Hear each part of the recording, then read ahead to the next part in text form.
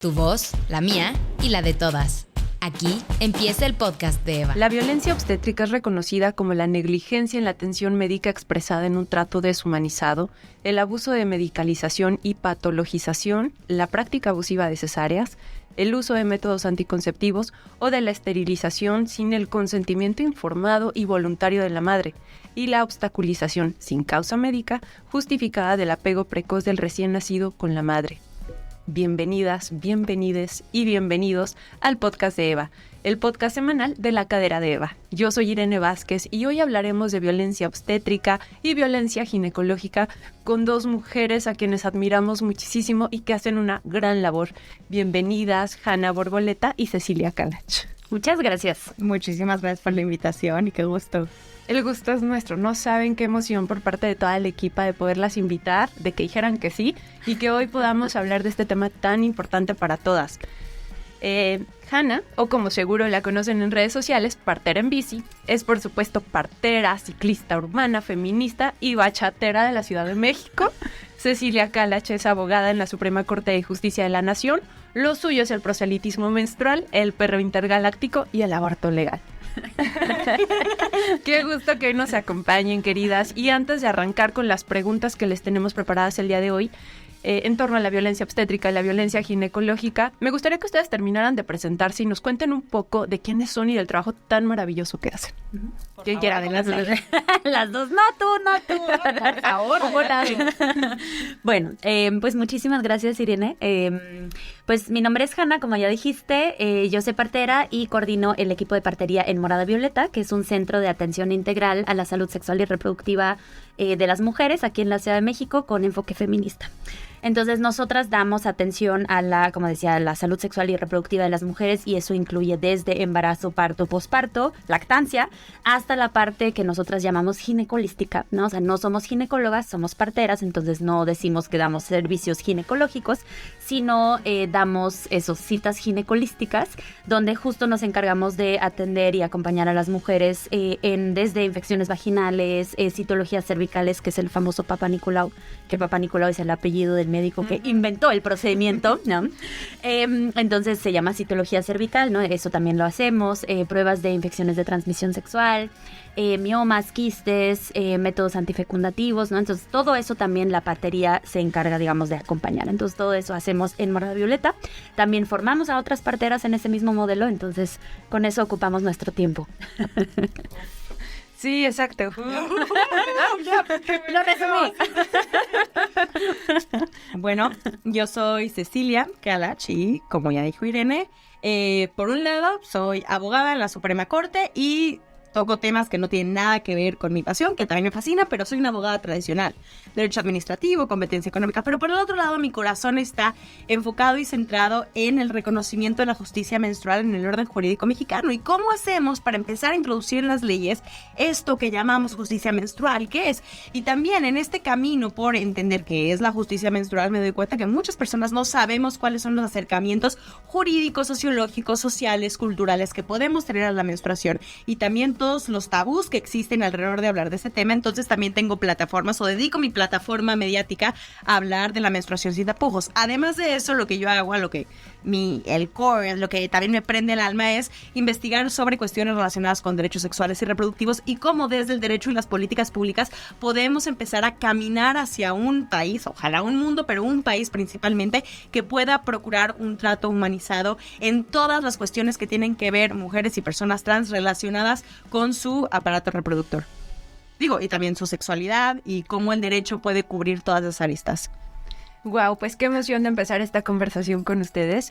Y para arrancar, quiero preguntarles sobre esta confusión que, para ustedes que nos están viendo y nos están escuchando, les pongo en contexto. Antes de iniciar estábamos comentando que por acá en la cadera de Eva teníamos la idea de que en México la violencia obstétrica fue reconocida a partir de 2014 y ya nos dijeron que no. Entonces me gustaría que nos platicaran un poquito de qué onda con 2014. ¿Qué pasó? ¿Por qué esta fecha es importante y de dónde viene esta confusión? Te voy a contar un poco qué es lo que pasa, cómo se acuña el término de violencia obstétrica en el mundo. Ya me voy a alargar un poquito, pero en la primera vez ¿desde cuándo llevamos las mujeres y personas pariendo? Desde que inició la humanidad, ¿no? Y desde cuándo han habido tratos deshumanizantes o tratos a lo mejor vejatorios, inhumanos a las mujeres y a las personas en su parto. Desde siempre, lo hemos sabido desde siempre. Pero la primera vez que se acuña el término de violencia obstétrica fue hasta 1993 en una sede, en un foro de Brasil, en donde por primera vez, o de las primeras veces que se habla en un foro, digamos, comunitario, sobre el parto humanizado, hasta 1993. La primera vez que se introduce la violencia obstétrica dentro de una ley fue en Venezuela hasta el 2007. Y entonces quiero que nos demos cuenta lo invisibilizada que está la violencia obstétrica desde siempre y cómo las leyes y el derecho no lo logran reconocer hasta después de tantos años. En México, la primera vez que se introduce el término violencia obstétrica fue en el 2009 o 2007, me parece, que es la ley de acceso a las mujeres a una libre de violencia de Durango. Chiapas lo hace, otros estados lo empiezan a hacer y ahora tenemos a casi todos los estados con dentro de sus leyes el término de violencia obstétrica, ¿no? Ya se regula, ya se reconoce el término de violencia obstétrica. Sin embargo, la Ley General de Acceso a las Mujeres a una vida libre de violencia aún no reconoce el término de violencia obstétrica, ¿no? Y no sé si quieres agregar tú algo más. Pues, en cuanto a leyes, obviamente nosotras sí, sabemos muchísimo menos que tú, ¿no? Sin embargo, creo que ahorita que hablaste de la historia, me parece súper importante también meter el tema de justo cómo también la violencia obstétrica, digamos, y la obstetricia, ¿no? Se apropiaron, pues, ¿no? De acompañar, atender los procesos de las mujeres, ¿no? O sea, eso no fue por acaso y no fue, no fue casualidad y no fue que gane, ¿no? El mejor modelo, entre comillas, de atención, ¿no? O sea, porque mucho tenemos esa impresión de que, pues la obstetricia, la ginecobstetricia, el que las mujeres ahora paramos en los hospitales, tiene que ver con que ese es el mejor modelo y históricamente la evolución nos ha llevado a eso, ¿no? Y evolución, entre comillas, para quienes no nos están viendo, estoy encomillando esa palabra, ¿no? Porque justo tiene que ver con un movimiento y un esfuerzo muy orquestado y muy dirigido de parte de los estados, las iglesias, antes pues de los estados, naciones, gobiernos, protogobiernos, lo que hayan sido, ¿no? En los 1600, 1700, ¿no? En diferentes países que han han ido excluyendo a la partería, que era, digamos, la ciencia de acompañar a las mujeres en todos sus procesos, ¿no? Justo desde hace miles de años, ¿no? Y han ido excluyendo a las parteras de la atención hacia las mujeres, ¿no? Y entonces tienes toda un grupo, digamos, de personas, ¿no? Una disciplina que es la ginecobstetricia, atendiendo los procesos de las mujeres, pero no a partir de una observación de esos procesos, sino desde una intervención, ¿no? Pensando, además, en que las mujeres, ¿no? Sus cuerpos no sirven, son cuerpos defectuosos, ¿no? Son cuerpos que necesitan apoyo, porque obviamente son frágiles, son chiquitas, ¿cómo van a sacar un bebé de ahí? ¿No? O sea, digamos, tiene todo que ver con la introducción también de hombres, ¿no? En la atención de los cuerpos de las mujeres, que no se basaba en la observación y el acompañamiento de esos procesos, sino en la intervención y la patologización, como tú lo has dicho, Irene, ¿no? Entonces, eso ha sido súper importante también en por qué ahora estamos como estamos y dónde estamos, ¿no? Y tenemos un sistema tan violento, porque evidentemente esos hombres, ¿no? Atendiendo a las mujeres y siempre pensando en que es un problema, una máquina que necesita reparación o algún, ¿no? Necesita algún instrumento como para salvarlas, digamos, de su proceso, ¿no? Y necesita algún mecanismo de afuera, ¿no? Que ellas mismas no pudieran. Eso ha contribuido, pues, a esa violencia. Qué maravilloso que podamos iniciar de esta manera, porque creo, justo como iniciaba el podcast, era con esta definición que podemos entender como oficial, formal, de qué es la violencia obstétrica, cuando en realidad en la práctica nos enfrentamos a unas situaciones que incluso no sabemos cómo nombrarlas y no sabemos si es violencia o no. Y en ese sentido yo quisiera preguntarles a ustedes como expertas, ¿cómo podemos reconocer en la práctica estas violencias? Te voy a decir, lo que pasa es que son cuestiones tan personales que cada experiencia es un mundo y podemos derivar violencias de tantas y tantas experiencias y de tantos casitos, pero sí hay, digamos, las expertas quienes estudian la violencia obstétrica han identificado como dos grandes, digamos, vertientes de lo que es la violencia obstétrica, que tenemos la violencia física y la violencia psicológica, ¿no? Que a lo mejor es una es una definición un poco limitada porque muchas veces estas violencias se interconectan, pero violencia física tenemos con ejemplos clarísimos. Intervenciones médicas durante el embarazo, parto o posparto innecesarias, sobre todo durante el parto. A ver, el número de cesáreas innecesarias que existen hoy por hoy es inaudito. La OMS recomienda que el número de cesáreas, el porcentaje de cesáreas por partos, tiene que ser del 15% máximo. En México tenemos un índice de cesáreas del 50%. Y muchas veces, no me dejarás mentir, las cesáreas son necesarias para salvar la vida tanto de la madre como del bebé, indudablemente. Pero someter a una persona, a una mujer, a una cesárea sin que sea necesaria es violentísimo. Y sobre todo porque pensemos cuáles son, digamos, los empujes que nos llevan o que llevan al sistema médico a decir cesáreas. Pues son más eficientes, pues por eso hay más dinero, son relativamente más caras. No tengo que tener paciencia con la persona o la mujer que está en trabajo de parto por 20 horas, yo no tengo tiempo. Y entonces es un sistema que responde a intereses económicos en vez de al bienestar del bebé y de la mamá. O, por ejemplo, no me dejarás mentir, pues estas ideas de que los rasurados eran absolutamente y totalmente necesarios porque si no iba a haber infecciones.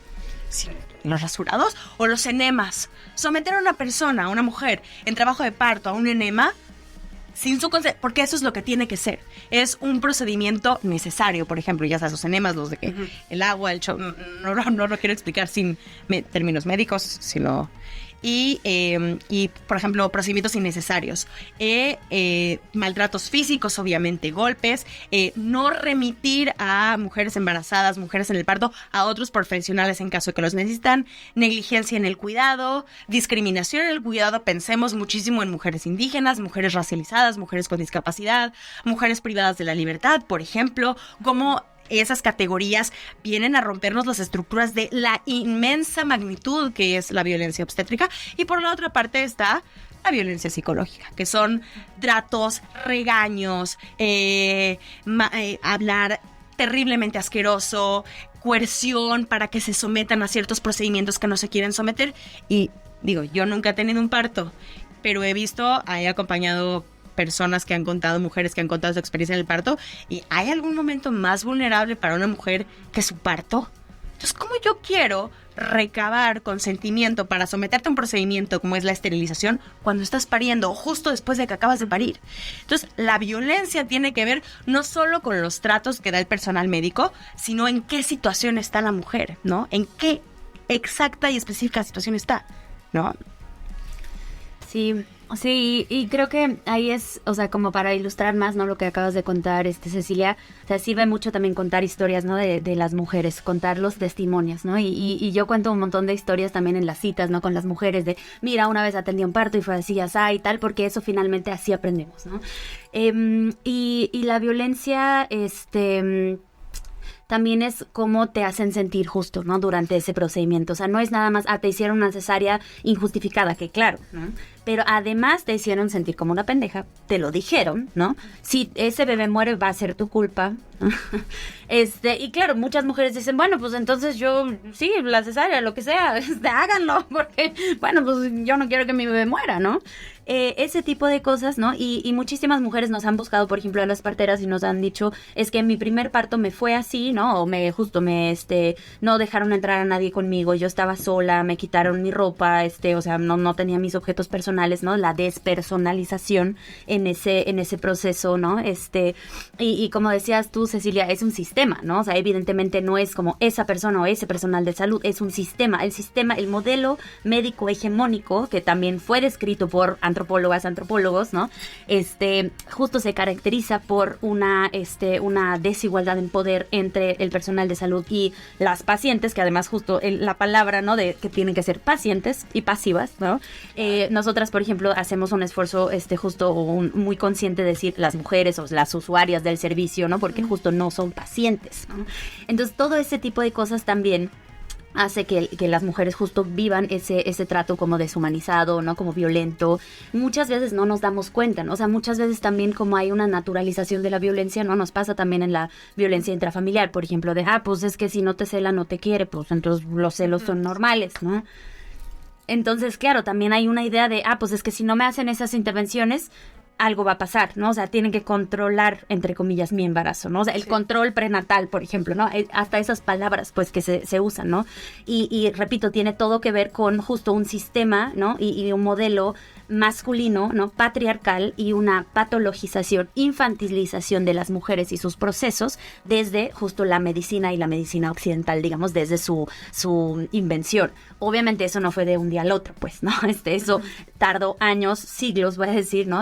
Pero, digamos, ese modelo se empezó a perfilar como en los años, sí, 1600, 1700, dependiendo de los países que mires, ¿no? Pero sí ha sido súper importante también ese movimiento de los partos y los procesos de las mujeres y personas en casa a esos procesos en el hospital, ¿no? O sea, se industrializan, ¿no? Se industrializan, son rápidos, ¿no? Como tú decías, Cecilia, se tiene que hacer muy rápido porque no hay camas, porque además no tengo insumos, ¿no? O sea, mucho personal de salud también dice, es que yo no puedo ni trabajar, o sea, no tengo ni jabón. Pues, ¿cómo chingados le voy a hacer, no? O sea, y eso también es importante, ¿no? O sea, que es un sistema que no le sirve básicamente a nadie. O sea, ni al personal ni a las mujeres, ¿no? Pero evidentemente son cuestiones que vamos como reconociendo, ¿no? Y hay un estudio en Estados Unidos que justo habla de eso. O sea, no es nada más la intervención en sí, sino el cómo tú te sentiste, ¿no? O sea, cómo a ti te hicieron sentir y qué experiencia tuviste tú. Si yo fui capaz de tomar decisiones en esa cesárea y decir, ok, yo quiero que mi bebé venga conmigo. Ah, perfecto. Yo la vivo muy diferente a que justo me forzaron, no me dijeron nada, estaba sola, se llevaron a mi bebé, etcétera. Y entonces hay un trauma que no tengo cuando yo vivo ese proceso de otra manera. No, y justo como le dices, como no solamente es una cuestión son cuestiones tan palpables, son cómo yo me sentí. Es absolutamente difícil hacer estudios cuantitativos de cuáles son los índices de violencia obstétrica. Entonces pongo algo sobre violencia. Dime cuántas personas sufrieron violencia obstétrica, papi, mami. Sí, claro. Porque de verdad necesitamos profesionalizar los estudios que midan la incidencia de violencia obstétrica para poder resolverlo. Pero para eso tenemos que reconocer que es mucho más que una cesárea forzada, que es mucho más que violencia física, que es cómo tú llegas a deshumanizar a la paciente en el sentido que dice, pues ya, que me hagan lo que sea, en que solo salga el bebé y sácame de aquí. Sí, y aquí hay una cuestión muy importante, justo en lo que hablaban ambas, en la parte de la visibilización de estas violencias, que en la parte física y en una serie de procedimientos las podemos identificar, probablemente en ese momento sí, no, pero a corto plazo puede darse, ¿no? Pero la parte psicológica de esta violencia es muy difícil, porque estamos hablando desde discriminación hasta la omisión de información, ¿no? Entonces, ¿cómo darnos cuenta que como mujeres estamos siendo víctimas de esa violencia? Súper difícil. Sí, es muy difícil, ¿no? Y creo que también pasa mucho, o sea, ahorita que decías visibilización, o sea, creo que justo ese es uno de los términos clave de hablar de eso, ¿no? O sea, cuando yo empecé a estudiar partería, ¿no? Y empecé a mirar que realmente en el feminismo en ese entonces, pues no, o sea, sí hablábamos del aborto, pero de nada más, o sea, no hablábamos de las citologías, no hablábamos de los partos, ¿no? O sea, no hablábamos de todo eso, o sea, estoy hablando del 2006, 7, ¿no? O sea, cuando yo empecé, digamos, a mirar o conocer la partería y querer estudiar eso, y yo decía, ¿por qué las mujeres no hablan? O sea, mis amigas que ya eran mamás, o mi mamá, o no, ¿por qué nadie me dice? O sea, ¿por qué nadie me dijo nunca eso? O sea, y tú empiezas a hablar con mujeres sobre sus experiencias de partos, de citologías y tal, y hay muchas mujeres que dicen, sí, es que yo recuerdo mucho una mujer que le atendimos su parto y nos decía, es que yo en mi primer parto, pues estaba en el hospital y entonces repetidas veces llegaban diferentes personas, me metían los dedos y pues yo no sabía para qué, ¿no? Exacto, y tú miras la definición de violación y tú corrígeme, Cecilia, pero justo es eso, de meter objetos, dedos, etcétera, a la vagina de una mujer o diferentes aperturas, digamos, del cuerpo sin consentimiento. A ver, entonces los tactos, ¿no? Repetidos, innecesarios además, que el sistema, ¿no? El modelo médico hegemónico ha definido como necesarios. Entonces, claro, el personal de salud en general defiende hacer esos tactos y dice, es que sin eso no podemos atender atender un parto, entonces no observan, ¿no? O sea, evidentemente no saben atender un parto sin intervenciones, no saben atender un parto sin receta de paso 1, paso 2, paso 3, ¿no? Tu enema, tu rasurado, tu no sé qué, tu no sé cuánto, ¿no? Y a ti, a mí por igual, pues, o sea, lo necesitemos, no lo necesitemos, se justifique, no se justifique, claro, ¿no? Y entonces toda esa violencia, o sea, claro, las mujeres decimos, pues eso es necesario, ¿no? Y esa mujer de la que les cuento, o sea, justo decía, pues es que yo no sabía. No, a mí me decían, me tenían que meter los dedos para checar el bienestar de mi bebé. Y ¿sabes qué pienso también? Que muchas veces todas esas cuestiones relacionadas con nuestra reproducción o sexualidad, pensamos que es un tema absoluto y totalmente, inherentemente privado. Sí. Cuando no nos damos cuenta que es un tema de salud pública, que es un tema público, que es un tema que deberíamos estar hablando entre nosotras para también empezar a reconocer experiencias similares y decirnos, a lo mejor ella me valida que eso no se sintió bien. Y aunque yo no sepa cómo nombrarlo, eso no se siente bien. Y no soy la única loca. Por supuesto. Les voy a contar una historia. Mi mamá me tuvo a mí hace 26 años. Mi mamá hace 26 años tenía 23 años. Mi mamá no era una niña, no era una adolescente, pero o sea, joven. ¿Ves? Era una mujer muy joven. Sí. Que se te para el señor de no sabes cuánto, que es el ginecólogo de hace no sé cuánto tiempo, que tiene no sé cuántos años de experiencia y te dice y tú dices, bueno, está bien. ¿Qué le voy a decir yo? ¿Cómo voy a empezar a reclamar a un señor que seguramente sabe más que yo y que se supone que quiere mi bienestar? Y mi mamá tuvo 3 cesáreas y una vez, después de muchísimo tiempo, cuando ya me empecé a meter un poco más de estos temas de que pregunto lo que sea y no me importa, le dije a mi mamá, oye, mamá, si tú hubieras podido no tener una cesárea, hubieras decidido un parto natural. Y me dijo, sí, sin duda alguna, pero nunca me dieron a escoger. Y por primera vez mi mamá me contó su historia y me dijo, yo juraba que tú traías, porque es lo que me dijeron, el cordón umbilical corto. Y yo me había preparado, es que no les puedo explicar lo que se preparó mi mamá, el psicoprofiláctico, los libros, las respiraciones, todo para tener un parto natural, porque era algo que ella quería hacer. O sea, es una decisión personal, si quieres esa es otra conversación, pero es algo que mi mamá realmente quería hacer. Sobre todo también porque la recuperación es mucho más corta, no es una recuperación, no quiero decir más fácil, pero a lo mejor la recuperación de la cesárea es de verdad muy difícil, y sobre todo cuando yo nací, hace 26 años. Entonces, pues bueno, ya cesárea, no hay manera que sea parto natural, se programa, salgo yo. Después se embaraza de mi hermano y dice, ahora sí quiero tener un parto natural de verdad. Y la secretaria, la enfermera del doctor, se voltea y le dice, ay, ¿tú qué crees? El doctor no hace partos naturales, por cesáreas. Entonces mi mamá, con 2 niños a los 26 años, dice, me jodieron mi experiencia en el parto. Me dejaron de identificar como el personaje principal de esta experiencia, que yo tengo que ser el personaje principal, que las decisiones de cómo se va a llevar mi parto, a menos que mi vida o la del bebé corra riesgo, se tienen que consultar conmigo y me tienen que preguntar. Y yo creo que esas cosas las empezamos a identificar una vez que nuestras mamás, nuestras compañeras, nuestras amigas, nuestras tías nos empiezan a contar sus experiencias dentro de los hospitales y empezamos a identificar qué puede ser considerado como violencia obstétrica. Sí. Creo que ahorita que te estaba escuchando pensé también es muy difícil en este sistema, ¿no? Y me refiero siempre a este sistema de salud porque sí creo que ahí está mucho de nuestros, sí, de lo que ahora estamos tratando de resolver, ¿no? El sistema de salud como lo tenemos ahora y la ginecobstetricia nunca, desde el principio, nunca se hicieron, nunca se crearon, nunca se inventaron con el bienestar de las mujeres en mente. Y nunca se edificaron sobre el conocimiento del parto fisiológico, o sea, saludable. Nunca. Desde el principio, tú le preguntas a cualquier estudiante de medicina si ha visto un parto sin intervenciones, te va a decir no. No lo ven. Entonces, claro, tú queriendo un parto fisiológico en este sistema, es un poco como pedir comida china en un restaurante italiano. No hay. Es súper difícil, o sea, te estoy consciente de lo que estoy diciendo, es muy, muy complejo, ¿no? O sea, ¿cómo desatoras, no? O sea, ¿qué si no hay una partera en mi colonia, no? O sea, porque, claro, a lo que voy es que están las parteras o estamos las parteras que desde el principio de la humanidad, yo sé que eso es borroso, pero más o menos hemos estado, pues, acompañando, ¿no? Los procesos de las mujeres, ¿no? Y entonces, claro, hoy en día en muchos países sí hay una división bastante clara entre partería y ginecobstetricia. Las parteras se encargan de atender a las mujeres saludables, ¿no? Que son el 85% de las mujeres, que tienen igual y asma y una alergia a los gatos y colitis, pero son saludables, ¿no? Vaya. Mujeres que tienen diabetes, trillizos, ¿no? Factores, digamos así, igual y tienen mayores riesgos, ¿no? También, y entonces igual y mejor que las atienda una ginecobstetra, ¿no? Porque esa es la persona que se especializa y ve todo lo que puede salir mal. O sea, esa persona se especializa en patologías, porque, como dije, o sea, la ginecobstetricia se ha edificado, digamos, y desde el principio ha mirado lo patológico, ¿no? No lo saludable, nunca, ¿no? Entonces, las parteras miramos lo saludable y voy a decir el primer nivel, ¿no? De desequilibrios, o sea, una infección vaginal, por ejemplo, no es saludable, pero es un desequilibrio que no necesitas una persona cirujana para atenderte. Claro. Entonces, así podría funcionar en muchísimos países.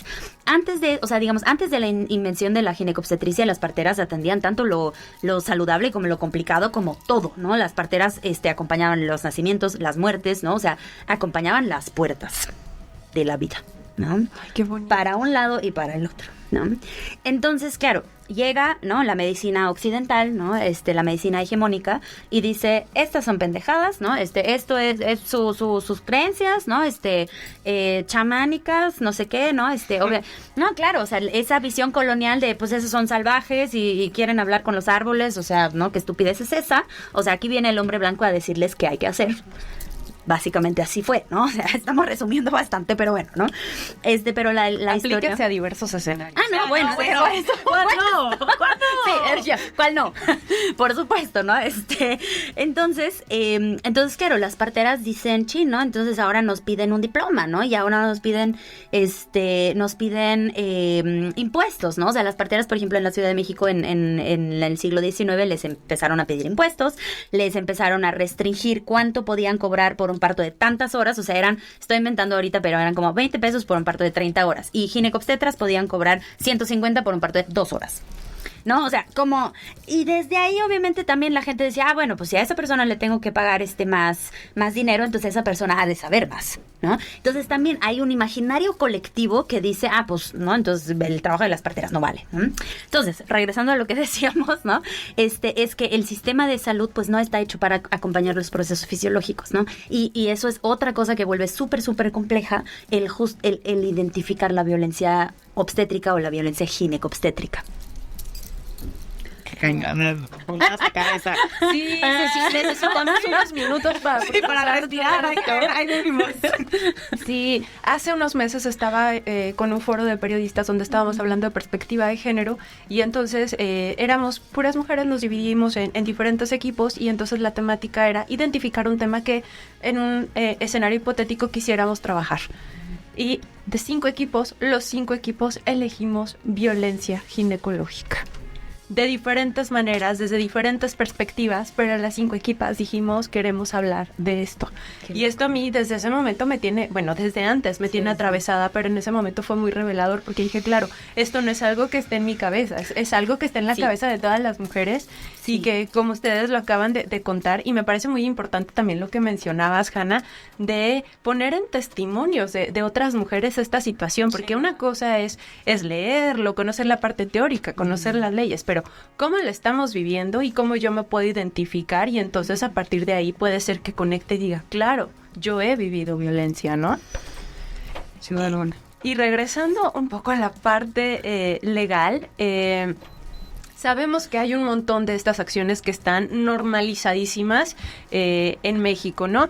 Y desde la dimensión legal tenemos como claro una serie de cuestiones, ¿no? Que ahorita nos vas a contar un poquito más. Calentando. Sí. También hay otra cuestión que es cultural, de conocimiento incluso sobre nuestros derechos, sobre qué podemos esperar y qué podemos exigirles también a quienes nos dan esta atención médica, ¿no? Porque como nos dijo Hanna, esto se ha dejado como a estos espacios institucionales tan estructurales desde el Estado, ¿no? De aquí te tienes que atender, aquí es donde te corresponde, y si quieres que tu vida esté a salvo, tiene que ser acá, o corres el riesgo de que te pueda pasar algo, ¿no? Esta ha sido como la creencia. Y en ese sentido quiero preguntarles, ¿cuál es la perspectiva que tienen ustedes sobre la situación actual de violencia obstétrica en México? ¿Se han logrado avances? ¿Se ha retrocedido? ¿Cómo estamos? Ay, qué difícil pregunta. A ver, Sí. yo les voy a decir algo. Yo soy una persona que me dedico a las leyes y soy una nerd de las leyes. Y las leo todas y las estudio todas. Y sí creo que las leyes tienen la capacidad de impulsar un cambio social. Pero si las leyes no son implementadas, es imposible llegar a un resultado. Entonces, si bien es importantísimo que las leyes nombren experiencias, identifiquen fenómenos sociales, es imposible si no tenemos autoridades capacitadas para poder actuar y responder a esas leyes y sobre todo sanciones para las autoridades o sanciones para el personal de salud que no actúe de conformidad. El primer documento que yo conozco sobre violencia obstétrica, que todavía no se acuñaba ese término en ese entonces, es la NOM 007 de 1993. La NOM 007 de 1993 lo que hace es establecer un cierto tipo de lineamientos para actuar durante el embarazo, parto y posparto. Ya después hablaremos de si son buenos, son malos, no importa, pero existen, ¿me entiendes? Y se han ido reformando, yo creo que han ido escuchando las voces de la sociedad civil organizada para poder ir ajustando los lineamientos. Ahora, como te digo, las leyes de acceso a las mujeres a una una vida libre de violencia reconocen la violencia obstétrica, muchas de ellas. Y ahora, ¿cómo le hacemos para hacer que la violencia obstétrica no solamente esté regulada y reconocida, sino cómo lo traducimos en verdaderas políticas públicas o cómo lo traducimos en, a lo mejor, sanciones para el personal que incumpla con la normativa o incumpla con la definición que tenemos de violencia obstétrica? Tenemos de dos: o imponer sanciones administrativas o imponer sanciones penales. Es decir, o te impongo una multa o te vas a la cárcel. Y algo que ha pasado es que México tiene una tendencia punitivista que es de la fregada. Claro. Porque el punitivismo nunca va a resolver ningún problema. Tú pensar que vas a solucionar el problema estructural de la violencia obstétrica yendo a otro problema que también es estructural, porque se jode y se agarra de corbata a las personas racializadas, a las personas más pobres de este país, estás súper equivocado. Digamos que es contra el personal médico. Hay que ver cuántas personas del personal médico pero son migrantes, por ejemplo, pero bueno, ahí estamos. Entonces tenemos también muchos códigos penales, no solamente regulando, por ejemplo, el delito de la esterilización forzada, que a lo mejor ahí está más justificado que sea un delito, pero sí la violencia ginecobstétrica. O sea, hacer una cesárea forzada es un delito, por ejemplo. Entonces tú te pones a pensar, el doctor que trabaja en la clínica no sé dónde del IMSS, que tiene no sé cuántas pacientes y que el Estado no responde porque no hay suficientes médicos y médicas, porque no hay suficientes camas, porque no hay suficiente espacio, y él tiene que asumir la carga de todo lo que está pasando. O sea, como dice Hanna perfectamente, no es un problema de médico-paciente, es un problema de sistema-paciente.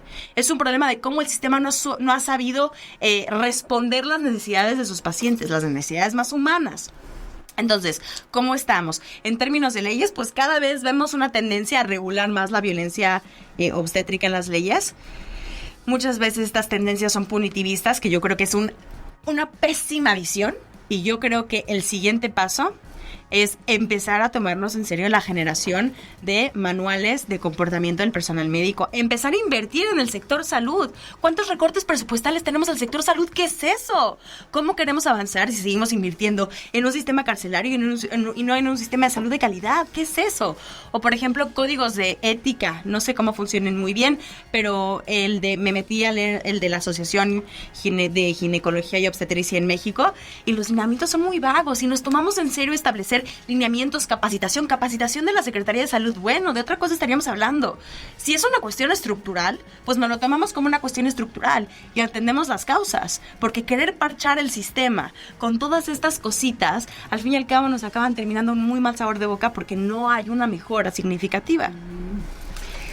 Sí, ahí voy a agregar varios elementos a toda esta discusión, porque como tú dices, es súper complejo, ¿no? Y justo como hemos avanzado, hemos retrocedido, no sé, hemos complejizado, creo, ¿no? O sea, sí creo que hemos puesto sobre la mesa muchísimos más elementos, y eso sí creo que, o sea, gracias al movimiento feminista que aquí en México y sobre todo en la Ciudad de México, pues ha estado súper fuerte en los últimos años. O sea, sí se habla muchísimo más de violencia obstétrica, de violencia ginecológica, ¿no? O sea, las mujeres que vienen, por ejemplo, con nosotras a Morada Violeta, muchas no necesariamente están en la idea de, quiero partera, pero no quiero lo que el sector salud me ofrece. No quiero esto. O sea, no quiero una cesárea forzada, no quiero que me separen de mi bebé, quiero que entre mi pareja, todo eso quiero, todo eso no quiero porque yo ya sé que eso está pasando, ¿no? O sea, entonces las mujeres ya están sabiendo, digamos, que eso está pasando. Y entonces están así de, ¿qué alternativas hay? El sector salud no me ofrece ninguna, o sea, ni el sector salud público ni tampoco el privado. Entonces, ¿a dónde voy, no? Entonces, parteras, ¿no? O sea, no porque necesariamente desde el principio dicen parto en casa, ¿no? Ya en el camino dicen, bueno, sí, esta es la mejor opción para mí, pero al principio muchas llegan no porque quieran parto en casa, pero saben lo que no quieren. ¿No? Y eso sí es, o sea, en parte, pues, gracias al movimiento feminista, ¿no? Que ha estado hablando de todo este tipo de cosas. Y las mujeres que se han obviamente puesto las pilas, se han comunicado, han dicho, a ti te fue así, a mí también, entonces nuestro siguiente embarazo lo vamos a hacer diferente, ¿no? Y mismamente, ¿no? La violencia ginecológica, o sea, también, por ejemplo, en Morada Violeta, a todas las mujeres cuando hacemos procedimientos con el famoso espéculo, que es el famoso pato, ¿no? Que se usa para cualquier, digamos, intervención. Pato, sí. Pero les voy a contar una cosa que, o sea, ese aparato, digamos, se ve del siglo XIX porque lo es, porque el último rediseño lo tuvo en el 1870, ¿no? Que es una estupidez. Sí ha habido equipos ya también en México que lo han rediseñado, pero no están en el mercado todavía, entonces usamos lo que hay, que es del siglo XIX. Pero nosotras, por ejemplo, a todas las mujeres les ofrecemos ellas mismas insertarse el espéculo, ¿no? Y muchas han salido de las citas diciendo, esta fue la primera vez que una citología cervical no me dolió. Yo me inserté el espéculo, yo no sabía que yo podía hacer eso. Y nosotras, es súper fácil, o sea, no lo puedes insertar mal. No hay manera, pues, no hay manera. Obviamente no es manda, pues, ¿no? O sea, obviamente no lo tienes que hacer, ¿no? Pero si tú quieres, hay muchísimas cosas en la cita, digamos, en las revisiones que tú puedes hacer. O sea, yo te acompaño a reconocer, a conocer, ¿no? Porque muchas veces decimos, tú conócete, ¿no? O tú checa, y las mujeres dicen, es que yo no sé ni qué busco, ¿no? Correcto. Porque, claro, hay justo desde ese modelo, ¿no? Médico hegemónico, hay un despojo, pues, ¿no? Del conocimiento sobre nuestros cuerpos. Porque antes, claro, íbamos con la comadre, con la vecina, con tu mejor amiga, así de, oye, tengo esto, tú sabías de alguna hierba como para curarme. Perfecto. Había un conocimiento colectivo. Toma 2, ¿no? Patriarcado, modelo médico hegemónico, chao, ¿no? Chao, conocimiento colectivo. Chao, apoyo entre mujeres. Claro, no, revolución industrial, las mujeres trabajando 15 horas en fábricas, o sea, se rompió el tejido social. O sea, obviamente son un montón de factores, ¿no? Pero regresando un poco a esa discusión de cómo vamos, creo que sí hemos logrado complejizar muchísimo la discusión, ¿no? Y sí hemos empezado también a hacernos cargo, ¿no? Porque justo siempre cuando el Estado deja huecos, que pasa siempre, que es siempre, pues la sociedad civil nos hemos hecho cargo y las morras nos hemos hecho cargo y hemos dicho, ¿sabes qué? Yo lo hice así, yo también tuve cándida, me metí un ajo, funcionó súper bien, ya no me pica la vagina porque me metí yogur. ¿Saben? O sea, todo ese tipo de cosas son cosas de conocimiento colectivo, pues, con el cual nos vamos apoyando, ¿no? Y entonces, justo en cuanto a la violencia, ¿cómo le hacemos también para prevenirla, no? Yo fui con esa persona, me maltrató y entonces no vayas, ¿no? O sea, sí. Obviamente, ¿cómo le haces para que nadie pase por ahí, no? Pero creo que hemos hecho cosas, ¿no? Como para agarrar más ideas, construir otros espacios, ¿no? Este espacio, ¿no? O sea, ya les di tips, para su cátedra. No, yo te voy a decir algo que dice Hanna que me parece súper importante es cuando aparece el modelo médico hegemónico. El modelo médico hegemónico se da cuenta que va a evitar o no va a estudiar cuestiones relacionadas con los cuerpos de las mujeres. Entonces, no tenemos diagnósticos o mecanismos para diagnosticar la endometriosis de manera certera. Exacto. ¿Cuánto tiempo se tardan en diagnosticar la endometriosis? ¿Cuánto dinero? 8 años en promedio. Sí. ¿Cuánto tiempo se invierte? Ahorita les voy a dar unos datos que van a quedar en una redonda. Nos vamos a salir a marchar acá. Sí. En el 2019 se hace un estudio de la NIH, que es la asociación de investigación médica más grande probablemente del mundo, que está en Estados Unidos, obviamente, y quieren investigar porque hay tan poca investigación, o sea, cuánto se invierte en temas relacionados con la endometriosis, que si no lo saben, en el mundo mundial, alrededor del mundo, entre el 10 y el 15% de las personas que menstruan, van a sufrir de endometriosis, padecen de endometriosis. Y entonces se hace un estudio para saber cuánto dinero se está invirtiendo y se dan cuenta que si bien hay 2/3 partes más de personas y mujeres sufriendo de endometriosis que de eczema infantil, se invierte 2/3 partes más de dinero en investigar eczema infantil que en endometriosis. ¡Qué raro! ¡Claro que no es raro! Porque ¿quiénes son las comitivas de personas que deciden en qué se va a invertir dinero? Hombres blancos, por lo general heterosexuales, Ricos. y de una edad, muy ricos, y de una edad avanzada. Y entonces yo voy a investigar las cosas que me atraviesan a mí. Entonces te excluyo del estudio médico, del sistema hegemónico, y te quedas, pues a ver cómo le haces con tu vida, mamacita. A mí me da igual. Luego también, ustedes... Bueno, no sé si lo saben, pero muchas veces para recibir fondos para investigaciones relacionadas con medicina, vas a este centro de estudios médicos en Estados Unidos y pides dinero. Y entonces para pedir dinero tienes que presentar un protocolo de investigación. Se dieron cuenta que la tendencia para invertir en investigaciones que tienen el título de investigación, palabras como vagina, útero, trompas de falopio, endometrio, tienden a recibir mucho menos dinero que las investigaciones que no lo tienen. Ve la vacuna contra el COVID, o sea, años después dijeron, sí, creo que sí altera la menstruación, pero no se preocupen, se va a resolver.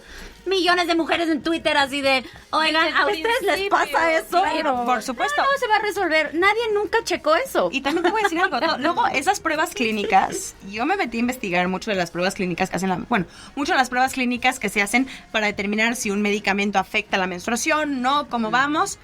Cuando tú te metes a ver las críticas de esas investigaciones, te das cuenta que la prueba, las personas que entran en la investigación son por lo general mujeres blancas. Siempre. De un cierto número de edad. ¿Y por qué no podemos entonces entender que a lo mejor pueden existir cambios en cómo se ve la menstruación desde un cuerpo racial? No necesariamente, pero les voy a poner, por ejemplo, un ejemplo. En Estados Unidos dicen, vamos a introducir, obviamente, educación menstrual. Por supuesto. Pero, a ver, ¿desde qué año la introducimos? Ay, no sé. Hay que ver la media de edad, de a qué edad las niñas menstruan, y así ya, introducimos el programa. Y entonces dicen, pues las niñas menstruan a partir más o menos de los 12 años. Entonces, más o menos desde quinto de primaria. Y cuando tú te metes a cuál es la media para determinar, o cuáles son las niñas que investigaron para determinar cuál es la media, eran puras niñas blancas. Claro. Y cuando te metes en las profundidades te das cuenta que las niñas, por ejemplo, las niñas negras menstruan a edades más pequeñas, simplemente hace su cuerpo. Y entonces tenemos niñas de 9 años aproximándose a su menstruación sin información, porque todo está hecho alrededor de una sociedad absolutamente racista, pero todo está hecho alrededor, tomando el cuerpo blanco como el cuerpo regla, como el cuerpo que es, como el cuerpo que tiene que normar todo lo que hacemos. Y eso pasa muchísimo también, no me vas a dejar mentir, con la obstetricia, por ejemplo, que solamente los cuerpos representados en los manuales de obstetricia son cuerpos blancos, sino porque los cuerpos negros sean diferentes, pero nunca hemos visto esos cuerpos representados en manuales. Claro. Nunca. Todo es alrededor del cuerpo blanco. Y eso no solamente cómo excluye a las mujeres, sino cómo excluye a las mujeres de por sí, que son más vulnerables, las mujeres racializadas, las mujeres negras, las mujeres con discapacidad, por ejemplo. Es una locura. Maldito sistema, de verdad. Sí, o que incluso si tu ciclo no es de 28 días como te enseñaron en quinto de supuesto. primaria, hay algo mal en ti, ¿no? O sea, te pasaste un día o tienes un día menos, o sea, ahí hay algo, ¿no? ¿Por qué crees que le decimos regla? ¡Qué fuerte! Y regresando al tema de las leyes, aquí quería preguntarles una situación. ¿Se registra o se atiende igual violencia, digamos, durante un parto que la violencia que podemos recibir, por ejemplo, cuando estamos en una consulta ginecológica donde nos cuestionan nuestras prácticas sexuales o incluso cualquier preocupación que hagamos? O sea, se nos pone bajo una mirada incluso moralista, ¿no? Número de parejas sexuales, Sí. que si es más de una, pues ya eres una puta. Como Porque porque o si vas por una infección te la mereciste, ¿no? Por supuesto. Te la Respuesta, buscaste sí. por estar. Te voy a decir algo que te va a doler la cabeza. Las leyes regulan la violencia obstétrica. Y acá tenemos, a ver, ni me le voy a poner a leer, por ejemplo, la ley de acceso a las mujeres a una vida libre de violencia y deshonor, y así te pone todos los numeritos y toda la cosa. Ninguna ley regula la violencia ginecológica. Ninguna ley. Lo que se regula es la violencia obstétrica. Embarazo, parto, posparto. Violencia ginecológica, es decir, acceso a citas ginecológicas que no tienen que ver con mi proceso reproductivo. Lo siento mucho. Y es de verdad la medicalización de nuestras vidas sexuales, Sí. ¿no? No hay manera de reconocer otra cosa. No existe la sexualidad más allá del embarazo, el parto o el posparto. O sea, qué profundo es que no podemos concebir que las mujeres vamos al ginecólogo porque también cogemos y porque también a lo mejor queremos cuidarnos y porque a lo mejor también queremos tener una vida sexual activa segura, no necesariamente porque nos queremos embarazar. Y nunca se prevé que a lo mejor los tratos inhumanos también sean en ese tipo de consultas. Y sobre todo la violencia psicológica, Dios de mi alma. Sí, y justo, o sea, creo que también ahí, o sea, uno, nada, ninguna ley, ni nada, pues, regula eso, pero justo también creo que sí, el sistema médico, y ahí sí, voy a decir también las personas que participan de ese sistema, ¿no? Porque, claro, es muy fácil decir, es la estructura. Claro, y eso despersonaliza un montón, porque, bueno, no soy yo, es la estructura. Claro. ¿No? ¿Cómo le hacemos en ese ir y venir de, claro que es la estructura, pero tú qué?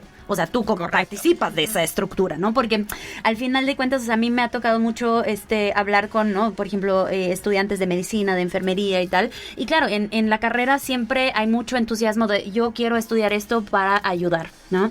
Y claro, en las prácticas o ya en sus residencias y tal, y se dan cuenta de la violencia que reciben, no solamente ellas como justo residentes, ¿no? Médicas, enfermeras, etcétera, porque claro, eres lo más bajo de la cadena alimenticia, ¿no? Y trae el café y otra guardia de 48 horas y te chingas, ¿no? Correcto. O sea, hay, como decíamos, ¿no? Una estructura, un sistema médico que no le beneficia a nadie, ni al personal de salud, ni a las personas que usamos ese sistema, ¿no?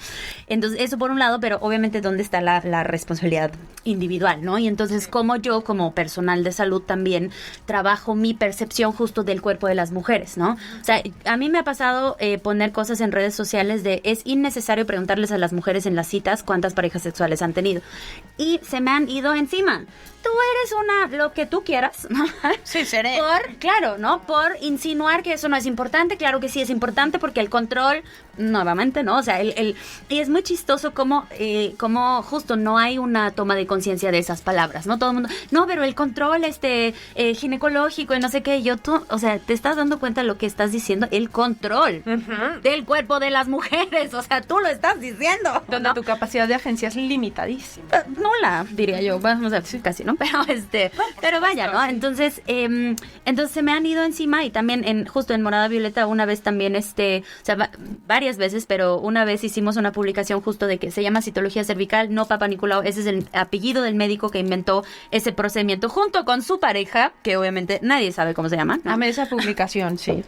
¿No? Y también, o sea, comentarios de ustedes son unas pendejas porque no se trata de sus rollos de lenguaje, sino que las mujeres se lo hagan, porque eso puede prevenir muertes. Y yo, no, eso es muy simplista. O sea, claro que puede prevenir muertes, pero a ver, o sea, vamos a matizar esas discusiones. Y si una mujer dijera, ¿sabes qué? Pues yo nunca me quiero hacer ese procedimiento, no lo quiero hacer.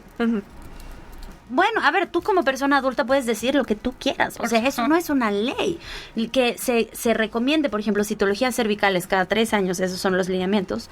Es una recomendación. Si tú te la quieres hacer cada año o cada 15 años, tú como persona adulta te tienes que hacer cargo. Pero esa es obviamente otra discusión que también como sociedad tenemos que tener, de cómo yo me hago cargo de mis decisiones médicas, ¿no? Porque, o médicas, sobre salud, pues, ¿no? Porque creo que también en esa parte de la violencia, o sea, a nosotras nos pasa mucho, ¿no? O sea, que las mujeres sí dicen, es que quiero una atención más amable, pero que me digas qué hacer, amablemente. Y nosotras, no, pues es que, mana, esta es otra religión, o sea, nosotras, no, la partería sí es otra cosmovisión del cuerpo de las mujeres, de los procesos de los cuerpos, ¿no? O sea, ¿tú qué quieres? Por correcto. O sea, nosotras al final te acompañamos, pero tú tienes que decidir eso. Hanna, por favor, cuéntanos más de Morada Violeta. ¿Qué hacen? ¿Cómo podemos conocerlas? ¿Cómo podemos acercarnos a ustedes? Búsquenos en redes sociales. No, estamos como Morada Violeta justo en Instagram, en Facebook, en Twitter. La página es moradavioleta.org. Y como les decía al principio, o sea, Morada Violeta es un centro de atención integral a la salud sexual y reproductiva de las mujeres con enfoque feminista, y damos citas, como les decía, desde seguimiento del embarazo, atención al parto, posparto, lactancia, y la parte, como les decía, que llamamos ginecolística, ¿no? Que justo trabajamos un montón con hierbas, con alimentación, manejo del estrés, ¿no? O sea, trabajamos con tinturas, y hay una tintura que es de una planta que se llama lechuga salvaje, que es una lechuga silvestre, y esa es la tintura que mandamos, creo que casi a todas, porque es una tintura para equilibrar el sistema nervioso. Entonces, como todas en esta sociedad patriarcal, ¿no? Y en esta sociedad violenta, estamos igual y estamos estresadas y tenemos las adrenales a tope, ¿no? Y todo el tiempo, obviamente, hay un estrés explícito, implícito, pero como mujer en este patriarcado estás estresada. Sí. Y eso obviamente te afecta, ¿no? Entonces, Lechuga Salvaje nosotras siempre la hace una compañera nuestra, también partera, y siempre pedimos toneladas de esa tintura y así de mana, ya se nos acabó. Porque claro, digamos, la salud no es nada más que no tengas una infección vaginal, ¿no? Sino que, que no la tengas, pero además que puedas descansar, ¿no? Que puedas comer chido. ¿Qué es comer chido? ¿No? Porque esa es la otra, el sistema de salud es súper pesocentrista y si te ven gorda, pues lo que sea es culpa de tu gordura. Sí, y obviamente no, o sea, eso no es real, pues, ¿no? Los cuerpos venimos en todas las formas, ¿no? Entonces, todo eso también, o sea, en el equipo de La Morada también lo discutimos entre nosotras y obviamente en las citas con las mujeres. O sea, el otro día justo estaba con una mujer en cita y ella me decía... O sea, ella ya había venido con nosotras y me decía, sí, es que bueno, retomé medicamentos antidepresivos y tal, y además justo fui con alguien y me decía que estaba gorda y no sé qué, entonces pues eso me metió de nuevo en una espiral pues de mucho desequilibrio, ¿no? Entonces volví con eso y entonces empezamos a filosofar justo, o sea, de los antidepresivos y el bienestar y qué, ¿no? O sea, hay pros y contras y tú qué necesitas y cómo te pueden servir a ti y, ¿no? Y la gordura y no sé qué, y eso qué tiene que ver con la sexualidad, o sea, nos pasamos la hora de la cita, que nuestras citas duran 1 hora, ¿no? Filosofando, intercambiando, y tú qué piensas, ay, mira, yo sigo a esta persona en Instagram, ¿no? Es súper bonito porque justo, o sea, también creo que proveemos muchos espacios de intercambio, pues, o sea, tanto entre nosotras en el equipo como también para las mujeres, ¿no? De problematizar, ¿no? Nuestra salud, de politizar el autocuidado, ¿no? O sea, que no es nada más ponerte una mascarilla y ya, ¿no? Sino, por supuesto. ¿no? ¿Cómo le hacemos, no? También decir, pues, la partería, o sea, justo es un sistema, voy a decir, de atención a las mujeres, ¿no? Que atiende y mira diferente el cuerpo, ¿no? Y la salud que la ginecobstetricia, ¿no? Entonces, todo eso hacemos y la verdad es muy bonito. Sí. Increíble. Y las morras que vienen con nosotras son lo máximo, porque justo todo el tiempo estamos en ese intercambio y aprendemos juntas. Chidísimo. Me urge esa lechuga salvaje. Sí. La voy a meter. A los compañeros. Me voy a volver de catálogo. Mira. Sí, de hecho. Queridas Ceci, queridas Hanna, para cerrar, me gustaría que ustedes nos ayuden a poner sobre la mesa dónde estamos, qué nos hace falta también desde el sistema jurídico, qué podemos empezar a hacer desde nuestra propia capacidad de agencia ante estas violencias que nos estamos enfrentando. Y antes de que respondan, quiero contarle a nuestra querida comunidad, si no nos están viendo, de la hermosa lista que trae Ceci, así de leyes y de todo el proceso histórico legal en torno a estas violencias. O sea, la amamos. Gracias por hacer eso. Mira, mi actividad favorita. Me quedo toda la noche de buenos días, ¿cómo estamos? Híjoles, qué buena pregunta. ¿Qué falta? Pues falta mucho. Y yo creo que hay que entender que tenemos que transitar de un sistema que pretende penalizar todas estas actuaciones a un sistema que pretende reeducar la manera en la que nos conectamos con el parto, el posparto, el embarazo y nuestros cuerpos en general. Y para hacer eso es que es a larguísimo plazo, y eso les choca al sistema de gobierno mexicano a largo plazo. Pero es empezar a ver cómo podemos reeducar todas estas concepciones equivocadas que tenemos sobre la patologización del cuerpo y entender cómo lo vamos a cambiar. Y eso tiene que ver con un buen programa de educación sexual, reproductiva y menstrual. Y lo digo los 3 separados porque son 3 categorías separadas desde las escuelas. ¿Cómo reeducamos desde las facultades médicas a los y las futuras ginecólogos y ginecólogas? Por ejemplo, ¿cómo podemos empezar a introducir este tipo a las parteras, por ejemplo, en las prácticas que hoy en día conocemos como ordinarias o normales? ¿Cómo podemos volver a resignificar la manera en la que nos conectamos con nuestros cuerpos y cómo dotar otra vez de la capacidad de decidir a las personas quién nos acompaña en nuestro parto, posparto y embarazo, sin decir, esta morra es una p*** porque no quiere ir al hospital, oye, hazme el favor. Y yo creo que también tenemos que empezar a educar desde el no miedo. Hace unos días tuiteé algo de lo preocupante que es los índices de cesáreas que tenemos en México, cómo es un indicador de violencia, por cuántas razones. Y muchas mujeres me contestaban, yo decidí cesárea Porque a mí el parto me da un miedo que no te cuento. Y yo que le voy a decir, no, mami, te estás mal, lo siento. No, o sea, entiendo de dónde viene el miedo. Y entonces, ¿cómo podemos empezar a reeducar desde el no miedo? Y yo siempre digo, el no miedo nunca va acompañado del punitivismo. Es otra estrategia. Y hay que cambiar el camino de a dónde estamos dirigidos y dirigidas. Ahí está la chamba. Sí, no, yo igual que Ceci, o sea, que por ejemplo justo la partería fuera el primer modelo de atención de las mujeres, ¿no? Y que justo la ginecobstetricia, y claro, ya que estamos en la lista de deseos de qué es lo que queremos, que la ginecobstetricia, ¿no? Fuera justo esa parte de que se hace cargo de las cuestiones patológicas, porque esa es su especialidad, ¿no? O sea, porque contrario a lo que la gente piensa, o sea, mueren y salen con más complicaciones las mujeres de una cesárea que de un parto, y mueren más mujeres en hospital que en casa. Eso es real en México.